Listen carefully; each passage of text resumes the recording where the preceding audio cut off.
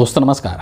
बिहार की राजनीति से एक बहुत ही महत्वपूर्ण खबर निकल करके आ रही है और ये जो खबर है वो कहीं ना कहीं वर्तमान जो केंद्र सरकार है, मोदी जी के नेतृत्व में जो सरकार चल रही है, कहीं ना कहीं उसकी जो कमी है या फिर उसकी जो कमजोरी है या फिर उसका जो डर है उसको उजागर करता है। खबर जो है वो वक्फ बिल से संबंधित है। आपको ये चीज़ ज्ञात है कि वक्फ बिल में संशोधन को लेकर के मोदी सरकार ने सदन के अंदर, लोकसभा के अंदर एक बिल लाने का काम किया था और सदन के अंदर जो माहौल बना था उसको लेकर के मोदी सरकार मजबूर हो गई।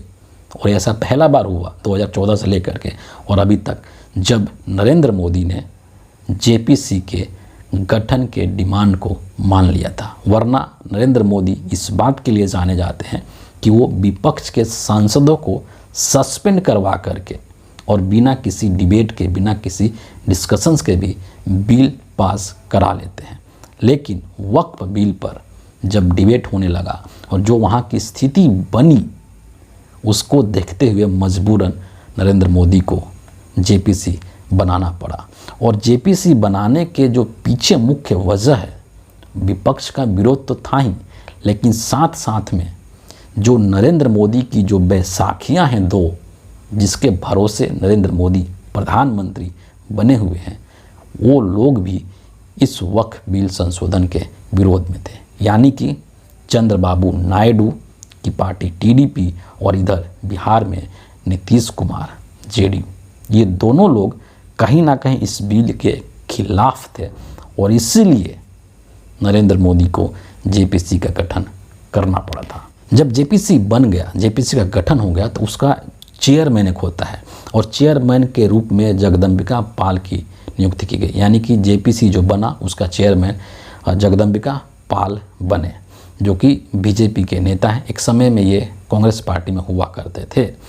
तो एक रिसर्च टीम बनी और रिसर्च टीम जो बनी जेपीसी को, चीज़ों को स्टडी करने के लिए, और उस रिसर्च टीम का ये काम था कि देश के अलग अलग राज्यों में जाकर के, अलग अलग शहरों में जाकर के वहाँ पर जो संगठन है, कुछ सामाजिक संगठन हैं या कुछ धार्मिक संगठन हैं, उनसे मिलना है, उनसे बातचीत करना है, उनका क्या पॉइंट ऑफ व्यू है इस बिल को लेकर के, वक्फ बिल को लेकर के, इसको समझना है, उसको समराइज करना है, लिखना है।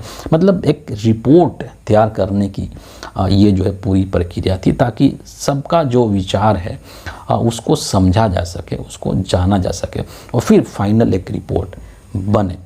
तो ये जो रिसर्च टीम थी जेपीसी को लेकर के, ये कई राज्यों में इनका दौरा हो चुका था। मसलन मैं अगर आपको बताना चाहूँ तो कर्नाटक, तेलंगाना, तमिलनाडु, महाराष्ट्र, गुजरात, इन सभी राज्यों में इनका दौरा हो चुका था। वहाँ के जो सामाजिक और धार्मिक संगठन हैं उनसे इनकी बातचीत भी हो गई थी। और अगला जो इनका नेक्स्ट जो दौरा था वो कोलकाता का था, पटना का था और लखनऊ का था। 3 जगह का था। लेकिन इन तीनों ही जगहों का जो दौरा है उसको जगदम्बिका पाल साहब ने रद्द कर दिया। और इसमें जो अहम है, जो खास है ना, कोलकाता और लखनऊ का तो चलो ठीक है, लेकिन जो सबसे महत्वपूर्ण है वो पटना का दौरा रद्द किया जाना है। और जो कारण बताया गया, जो डेट थी बेसिकली 12 और 13 नवंबर को पटना में जाना था। ये जो जेपीसी की जो रिसर्च टीम है जगदम्बिका पाल के अध्यक्षता में, तो इनको 12 और 13 नवंबर को पटना का दौरा करना था और वहाँ पर जो सामाजिक धार्मिक संगठन है उनसे बातचीत करना था। लेकिन इस दौरा को पटना जाने से पहले ही रद्द कर दिया गया। कारण क्या बताया गया?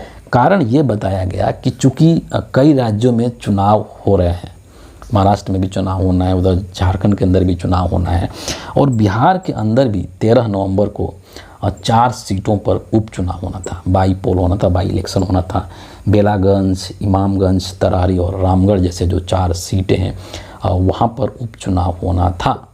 तो जो जेपीसी के जो लोग हैं जो पटना जाने वाले थे, उनका ये कहना था कि चूँकि जो लीडर्स हैं वो इन चुनाव में व्यस्त हैं, प्रचार कार्य में व्यस्त हैं, इसीलिए जो है हम पटना जाने का कार्यक्रम रद्द कर दिए, जो कि एक बहुत ही आधारहीन तर्क है, इसके पीछे कोई कारण नहीं है, कोई रीजनिंग नहीं है, कोई लॉजिक नहीं है।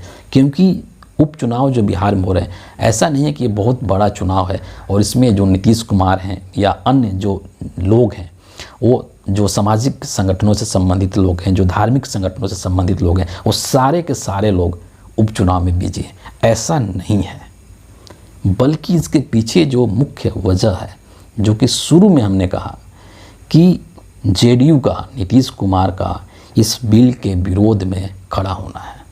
जेडीयू या नीतीश कुमार की जो राजनीति है वो सांप्रदायिक राजनीति नहीं है, वो धार्मिक ध्रुवीकरण की राजनीति नहीं है, वो हिंदू मुस्लिम की राजनीति नहीं है। क्योंकि वो एक, उनका जो राजनीति है एक तरीके से वो सामाजिक न्याय की राजनीति है।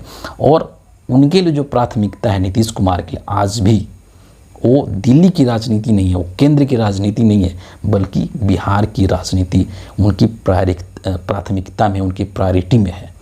और उनको पता है कि बिहार के अंदर उनकी पार्टी की स्थिति को मजबूत बनाना है, तो उनको ये जो बीजेपी का जो स्टैंड है, हिंदू मुस्लिम वाली जो राजनीति है, इससे अलग रहना होगा। तभी जाकर के बिहार में सभी वर्गों का वोट नीतीश कुमार को मिल सकेगा।